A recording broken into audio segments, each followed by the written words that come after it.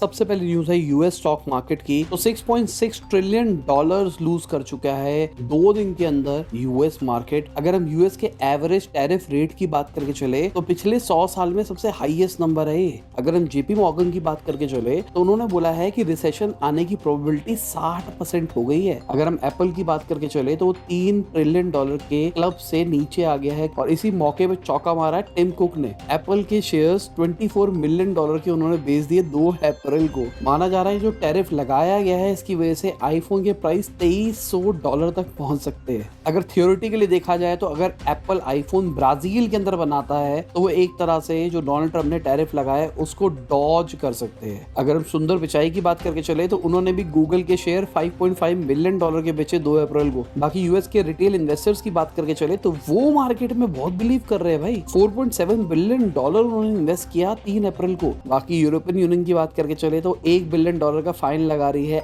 Elon Musk की x के ऊपर। बाकी एलॉन मस्क तो कह रहे हैं भाई मैं फ्री ट्रेड जोन का सपोर्ट करता हूं यूएस और यूरोप के बीच में। बाकी डोनाल्ड ट्रंप ने टिकटॉक की सेल की जो डेडलाइन है उसको 75 डेज और बढ़ा दिया है। बाकी बड़े नुकसान के अंदर जापान की जो ऑटोमोटिव सेक्टर है उसको $17 बिलियन का लॉस हो सकता है यूएस एक्सपोर्ट के अंदर। जैगुआर की बात करके चले तो उन्होंने यूएस कार शिपमेंट को रोक दिया है भाई, हम नहीं भेज रहे अब। बाकी एप्पल वालों ने भी गेम खेली है भाई, 5 प्लेन आईफोन भर के उन्होंने यूएस के अंदर भेजे हैं। बाकी क्रूड ऑयल प्राइसेस की बात करके चले तो $65 पर बैरल से नीचे जाते हुए दिखाई दिया है, मतलब अगस्त 2021 से नीचे चले गए हैं। बाकी इंडिया की बात करके चले तो इंडिया में जो टेलीकॉम एक्सपोर्ट प्राइसेस है वो भी बढ़ते हुए दिखाई दे सकते हैं। बाकी स्टार्टअप्स को फ्लरिश करने के लिए गवर्नमेंट ने स्टार्टअप महाकुंभ के अंदर एक चैलेंज निकाला जहाँ पे 17 करोड़ रुपया प्राइस पूल रखा गया है। बाकी नावी की बात करके चले तो सचिन बंसल जी ने बोला है फाइनेंशियल ईयर 26 के अंदर लिस्टिंग कर देंगे। बाकी डिलीवरी की बात करके चले तो उन्होंने ई-कॉम एक्सप्रेस को खरीद लिया 1407 करोड़ के अंदर। बाकी फिनटेक जय किसान की बात करके चले तो 26.5 करोड़ रुपीस उन्होंने रेज करे हैं। बाकी स्निच की बात करके चले जो कि शार्क टैंक पे आई थी भाई, मेरे हिसाब से शार्क्स का सबसे बढ़िया इन्वेस्टमेंट था पूरे शार्क टैंक